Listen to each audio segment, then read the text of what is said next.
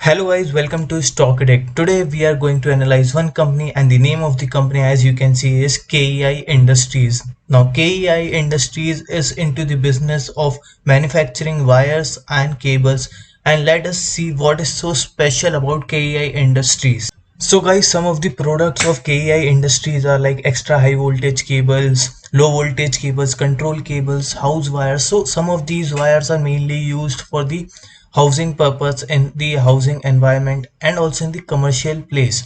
They are also used for telecommunication, like these communication cables, instrumentation cables. Also they have solar cables, thermocouple and rubber cables, fire survival resistant cables, marine and offshore cables which are used beneath the ocean, and winding wires and stainless steel wires. So guys, we are not going deep like what is the use of each type of cable. So we have an idea that company is into the business of manufacturing cables. Now company is also into the EPC business. What is EPC? EPC is like engineering, procurement, construction, where they are providing power transmission and distribution system services to many major clients, and they are providing this service in India as well as overseas. Now when we talk about overseas, they also have a global presence in various countries. Now हम देखते हैं guys कि कौन कौन सी countries हैं जिसमें KEI industries cater कर रही है। तो आप यहाँ पे देख सकते हैं एक वर्ल्ड मैप जिसमें we can see various countries. They are into Africa, Europe, even Australia and many countries of Asia. They have reached West Indies and other countries, so they are expanding in the whole world, which is one very positive thing about this company. Now guys, let us check out like what is the revenue segmentation of each product for KEI Industries. So we can see that extra high voltage is 9%, high tension cables are 14% of the product portfolio, and low tension are 42%. So a huge proportion is for low tension cables, and along with it house wires and winding wires contribute to 17% approx, 2.8% stainless steel, and EPC business contributes 16% of the total product portfolio. As I said earlier, that company has major clients like HSBC, Infosys, and other major customers, and it also addresses sectors like power, oil refineries, and railways. The retail segment contributes to 29% of the revenue for the company. Retail segment like people, us buying the KEI Industries cables, while the institutional segment contributes to 53% of the revenue, and exports are the 18% part of the revenue. Now guys, we are going to compare KEI Industries with its peers in the cable industry. तो हम यहाँ पे top पर नाम देख सकते हैं Polycab India का, जो कि मार्केट लीडर है। उसका मार्केट कैप अराउंड 36,000 करोड़ है, but second highest market cap है KEI इंडस्ट्रीज का, जो 10,000 करोड़ से ज़्यादा है। जब हम इंडस्ट्री का पी रेशियो देखते हैं तो 20 है। सारी कंपनी का आप देख सकते हैं 20 है, बिकॉज सारी कंपनी केबल इंडस्ट्रीज की है। पॉलीकैब का P market P industry P से ज़्यादा है, क्योंकि वो लीडर का most of the times P industry से ज़्यादा रहता है, उसको थोड़ा हाई वैल्यूएशन दिया जाता है। केईआई इंडस्ट्रीज़ का भी ज़्यादा है, लेकिन आप डिफरेंस देखिए कि पॉलीकैब इंडिया और केईआई इंडस्ट्रीज़ के पी में काफ़ी डिफरेंस है। रिटर्न ऑन इक्विटी जब हम देखते हैं 3 years average return on equity for per year in the last 3 years, आप देखिए पॉलीकैब इंडिया और केईआई इंडस्ट्रीज की ऑलमोस्ट सिमिलर है 20 के अराउंड, और बाकी कंपनीज से काफ़ी बेहतर है। अब सेल्स ग्रोथ भी देखिए पिछले 5 सालों में केईआई इंडस्ट्रीज की सेल्स ग्रोथ पॉलीकैब से भी ज़्यादा है, 12.5% के अराउंड, और पॉलीकैब की 11.5% के अराउंड। और जब हम प्रॉफिट ग्रोथ देखते हैं पिछले 5 सालों में, तो पॉलीकैब ने दिखाई है 36% की ग्रोथ। नाउ गाइस, 36% की ग्रोथ लगातार 5 सालों तक बहुत ही ट्रिमेंडस है। और केईआई इंडस्ट्रीज ने भी कम ग्रोथ नहीं दिखाई है, अप्रोक्स 35% केईआई इंडस्ट्रीज की भी ग्रोथ है।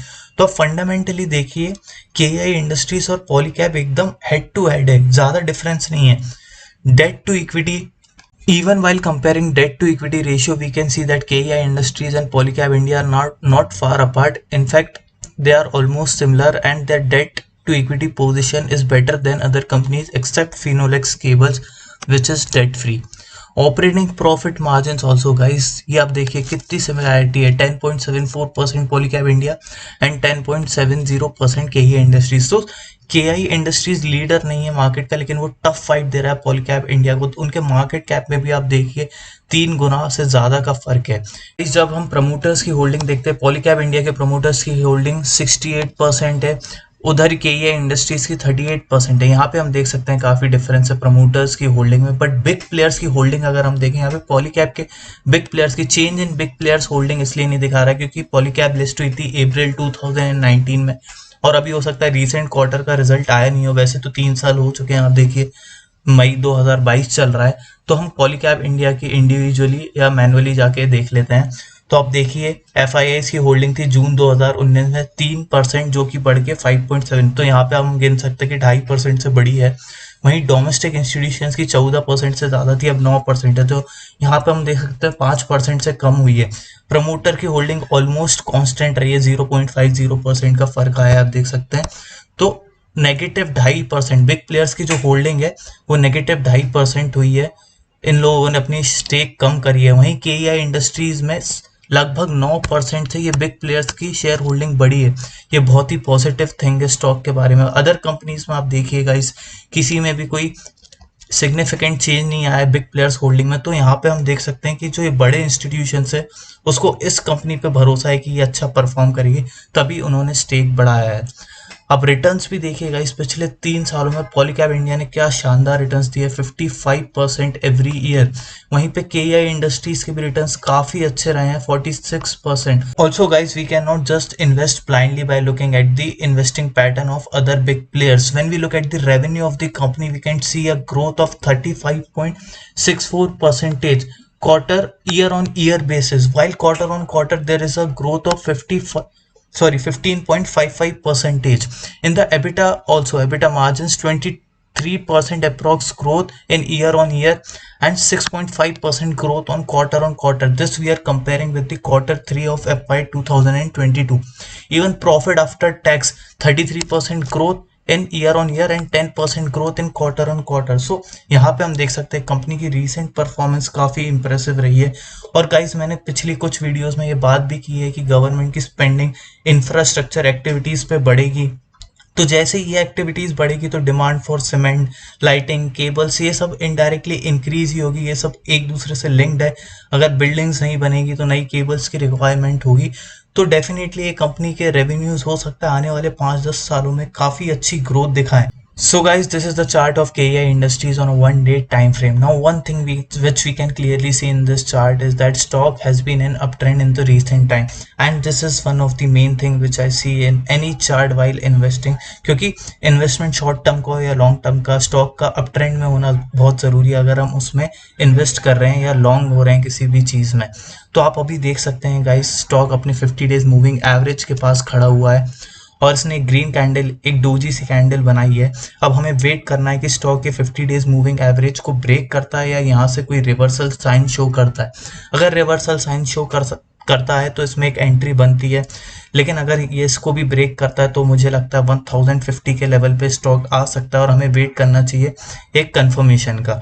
सो गाइस इस वीडियो में इतना ही। अगर आपको वीडियो पसंद आई हो तो प्लीज़ लाइक करना ना भूलिए और सब्सक्राइब करिए इस चैनल को, इससे मुझे मोटिवेशन मिलेगा और ऐसी वीडियोस बनाने का।